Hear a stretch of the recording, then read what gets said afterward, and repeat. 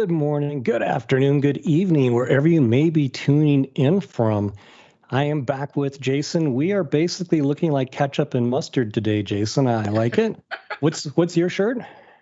So mine's a scouting shirt, but I have this blue and green background behind me, and I thought, what colors directly contrast with blue and green in every possible way? And this is what I found in my closet. Perfect. I am wearing for the first time, of course, this is red on yellow or gold, Cobalt Rules. How Excellent. long have you had that shirt, Dave? I got it Saturday. It came in the Oh, mail okay. Saturday.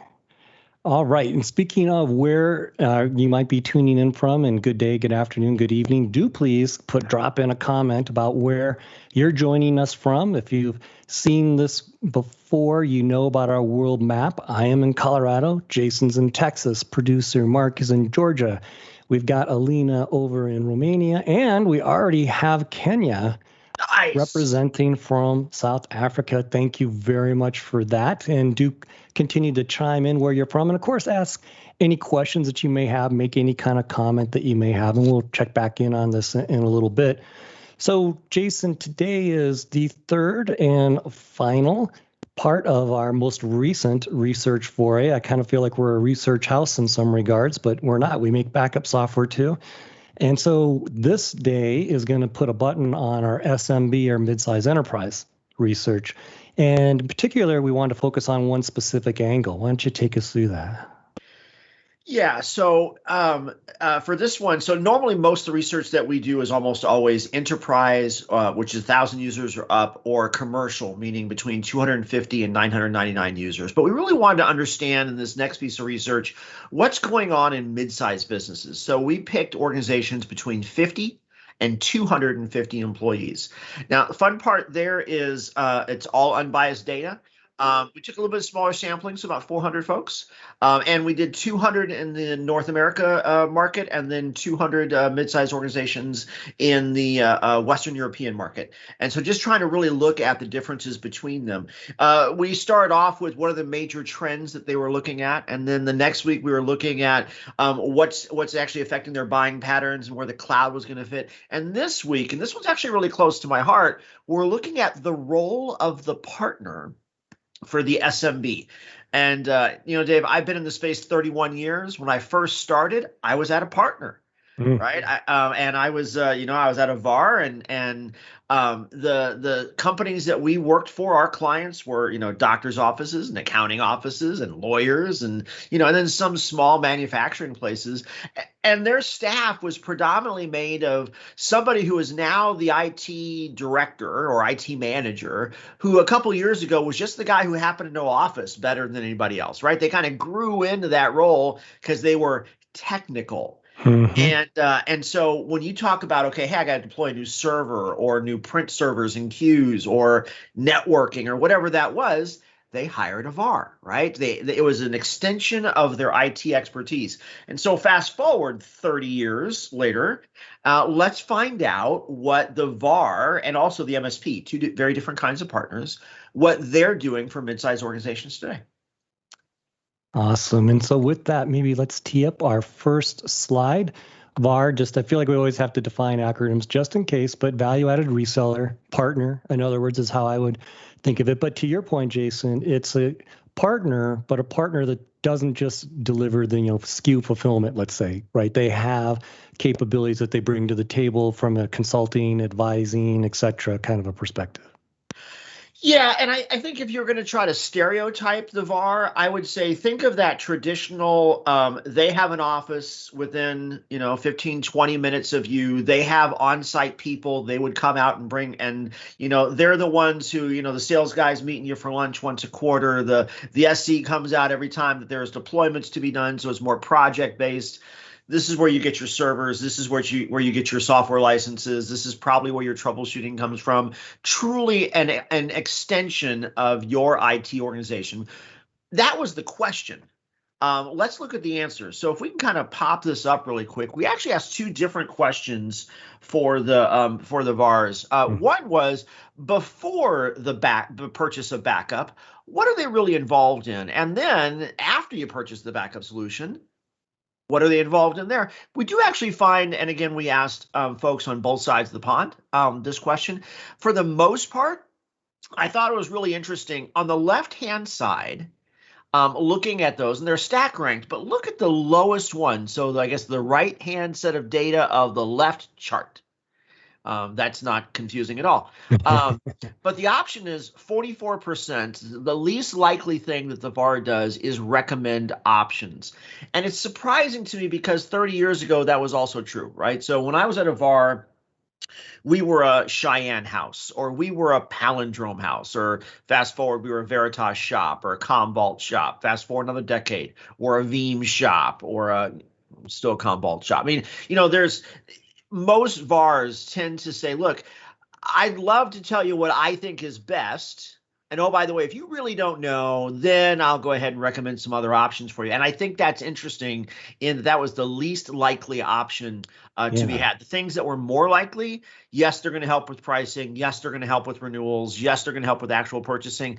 But notice that really big spike on that far left edge.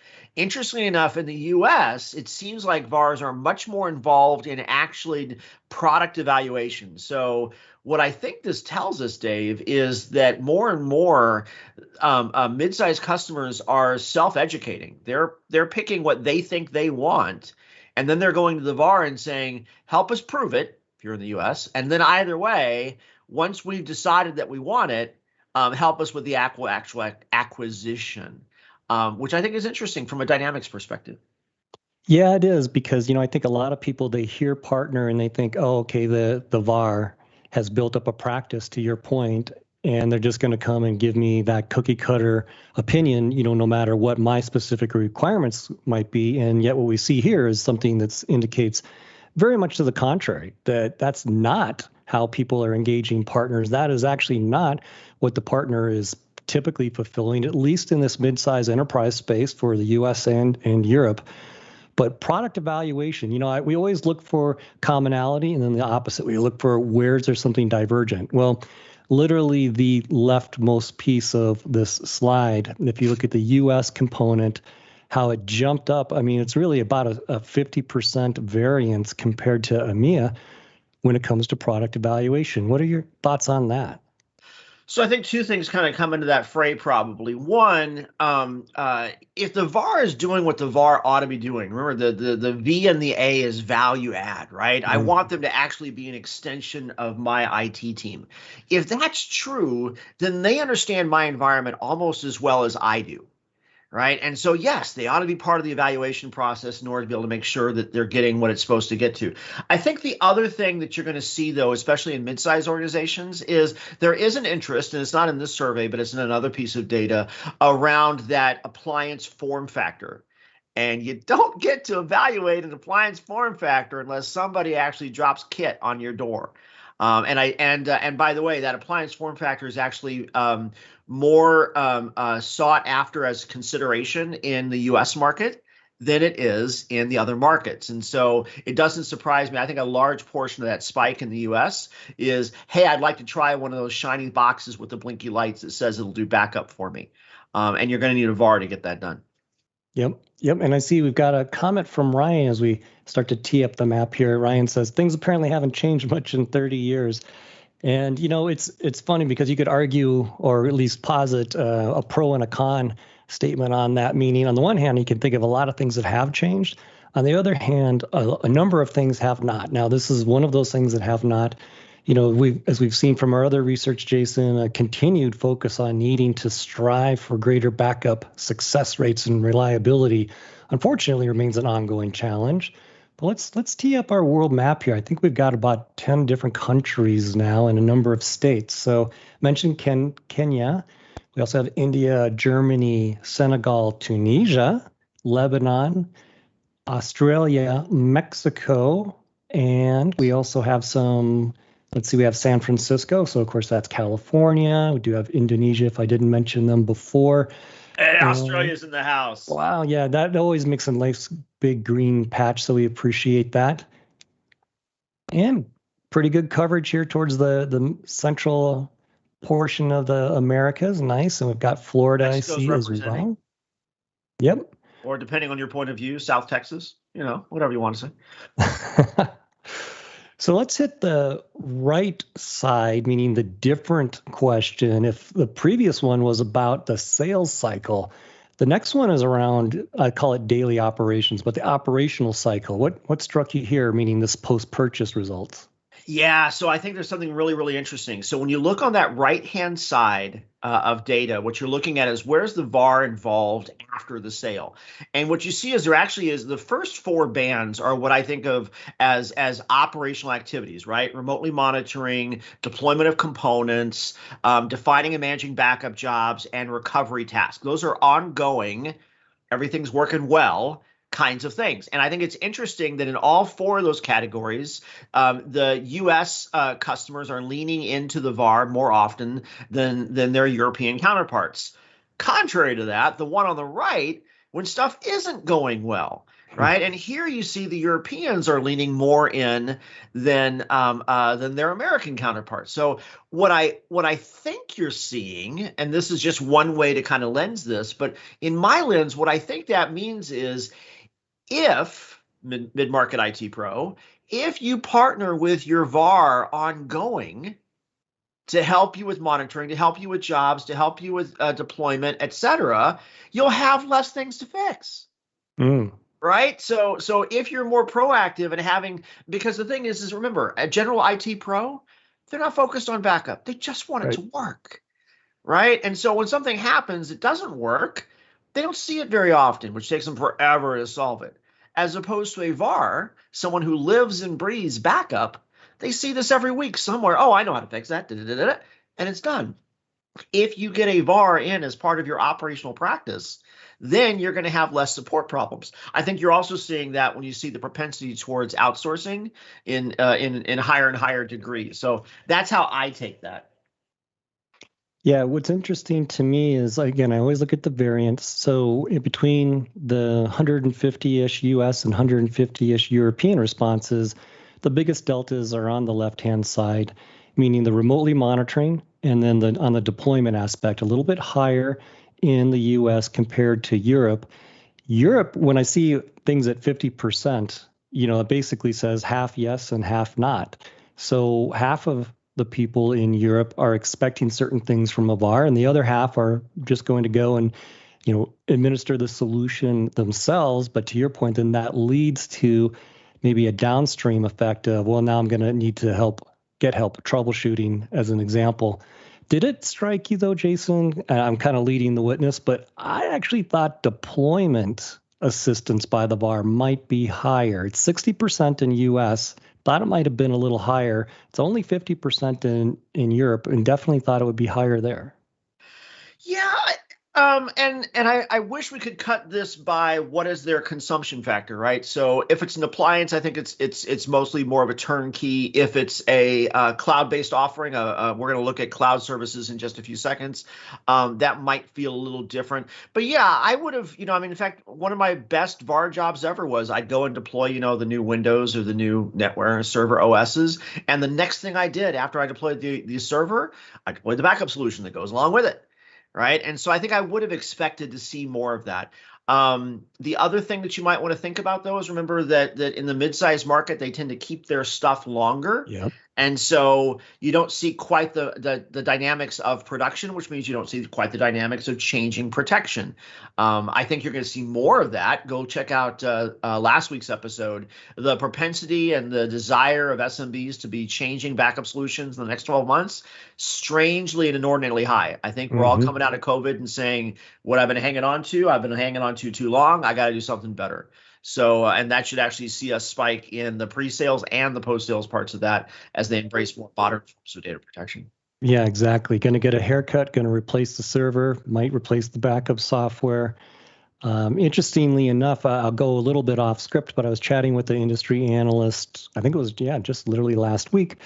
And they made the observation that when it comes to discussing about digital transformation, and this wasn't specifically an SMB statement, but when it came time to look at digital transformation, oftentimes about half or more of the organizations that had a digital transformation initiative also had a fairly substantial backup modernization plan.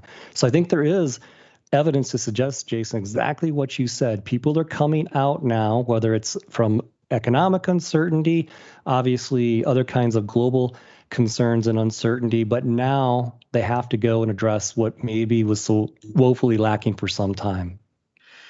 Yeah, you can only hold on to the old stuff for so long, and then it's like I just got to do better. I just got to do better. And you know what we're finding though is, and again, go look at last week's live stream because we're going to build on that now. Huge interest in backup as a service as what they're going to go to next, especially in that mid-sized market, which, by the way, was one of our hypotheses. As we've looked at, Veeam certainly started as a mid-market friendly and commercial-centric organization, and as we've continued to evolve our offering for enterprises, we've been watching. Okay, so how are each of the different segments changing? And certainly, we've seen a huge amount of interest in BAS and DRAS. Particularly from our mid-size and small business customers. Let's take a look at slide 2. We can kind of dig into that a little bit. Now, remember, we talked earlier about, so what is the role of the VAR ongoing? And we said 50 to 60%-ish for the deployment and the monitoring.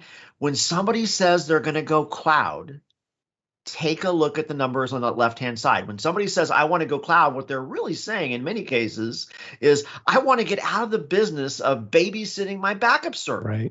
Right? And that's what this data shows. 94% of organizations, when they won't go to an MSP providing backup. Oh, by the way, just so you can see on the very bottom of that chart, 15% of organizations, when they say they're using an MSP, basically what they're doing is they're using a hosted instance of a traditional backup architecture. And then they manage their servers and their agents and their jobs. They just don't manage the metal. How lovely is that? For the other 85% of organizations looking at a service provider, number one thing, they don't want to babysit the backup server anymore. Right? And then, oh, by the way, right behind that, they want them to deploy the agents. They want them to monitor the jobs. When something breaks, they want to call and say, help me restore, right? And then you start to see this waterfall off. And I think so you basically get what's essentially a backup server, a three-way tie for operational ongoing, and then for the really good ones, that's the difference between BAS and DRAS. How does cloud-based backup fit within my BCDR strategy? And those kind of wind that out. But absolutely expertise-led. They want to get out of the backup business. Yeah, and just a quick acronym reminder. So VAR, value-added reseller, MSP, managed service provider. And if I look at this list on the left-hand side, Jason, it's not exact, but basically there's a correlation between the upper end of that is the frequency of which some of these things happen. If you go all the way down, second from the bottom, that's, hey, do my business continuity disaster recovery testing and documentation. And unfortunately, testing and documenting are a bit of a dying art. Versus number one on the list, hey, handle all of my backup server services, keep this infrastructure up and running, keep my practice alive for me. And the order of things that I have to contend with on a regular basis will be the order of things top to bottom that I want a partner or provider to do for me. And I think there's also arguably some maturation that comes in this, right? So it's the have tos versus the want tos, right? The have to is you got to do backup. That does not go away. What does that mean? Okay, I got to have a server, I got to have an agent, I got to have backup jobs. And then to a lesser degree, for some organizations, in fact, it was also true for the VAR as well, invoking restores is less partner-centric than backups, right? Because it's much more ad hoc. I can tell people, hey, I've got new servers added, I'll go ahead and do the backups for them. But you only have to restore when something breaks or someone complains. But then from that maturation perspective, going from the have-tos, backup, to the ought-tos, BCDR, that's the other reason why you start to see that waterfall. I also think you see it because there are less BCDR-centric tools that really lean into being remotely managed by a service provider. As the tool sets mature, I think you'll see that start to shore up as well. In fact, we're going to be sharing some of that BAS and DRAS research findings in our June research series. So looking forward to sharing that with folks as well. Awesome. And as we look over on the right-hand side, then what factors actually influenced your service provider decision? And here we see actually the top two are on the left-hand side of, I'll do you, Jason, the left-hand side of the right-hand chart clearly says that if you look at that, the 53%, almost a kind of a tie when you average it out between the two geographies. But Yep. I chose my provider based upon the software or the services or expertise. So interesting, reputation a little lower, the overall management experience, referrals. I'm shocked that price came out so low because we've seen a lot of price sensitivity in other research polls that we've done. And we typically hear that the mid-market is extremely price sensitive. But here we're overweighted towards the left-hand side of this. What software or what's the solution look like, and what kind of service are you going to do for me? Yeah, and I think there's two things that kind of come into that probably. My guess is that when we had the earlier questions around why would you go to BaaS versus traditional on-prem, and you're going to see that data when we come back in our June series for on our live streams.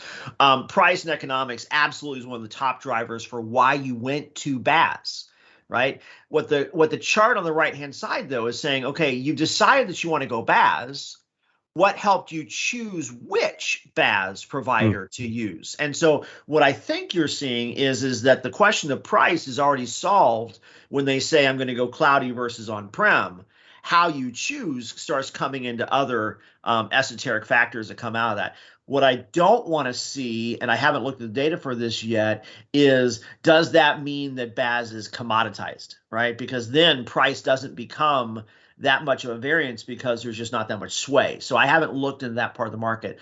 What I love, though, is I love the left-hand side of the right-hand chart. I love the fact that once you decide that you want to go cloudy for your backup solution, what are the two things that actually matter? I think they got it right.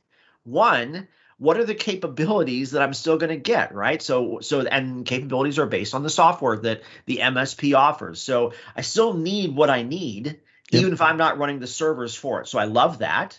And then remember, manage service provider. The S in service, I wish it was a MEP, managed expertise provider, right? Because provider just means that someone else is running your servers and your stuff for you, right?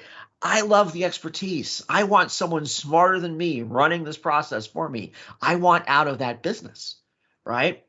If I'm an IT pro. And so I love the fact that that folks are again leaning into that. Again, it's worth noting the US much higher on coveting expertise than the European market, and that leans right into what we saw in that last chart. Is US mid-sized markets are looking for their partners in all forms to supplement their expertise and to handle it for them. Yep. And I love that. Yep. So as we begin to wind down, let's look at our last chart here around purchasing. So if we look at small, mid-sized business purchasing, where do they purchase and how satisfied are they? On the left-hand side, the question is, does your organization prefer to purchase business software through a value-added reseller or through an online marketplace or website? Interesting distribution here, in my opinion, Jason. What was your reaction to this? Yeah, we keep talking about in 2021 that everything is cloud first. Yeah. And I really like the fact that that's not how people want to consume. They still want someone else with them. If they can get it, 26% purchase through a VAR, 64% say purchase through a VAR if they can, otherwise online. So it's really the VAR's choice or not. I would tell you that means the VAR needs to make sure they have a line card which is wide enough for whatever that particular customer says they want, because otherwise they're going to go to an online marketplace and buy it anyway. But I do like the fact that VAR is still intrinsically part of that process.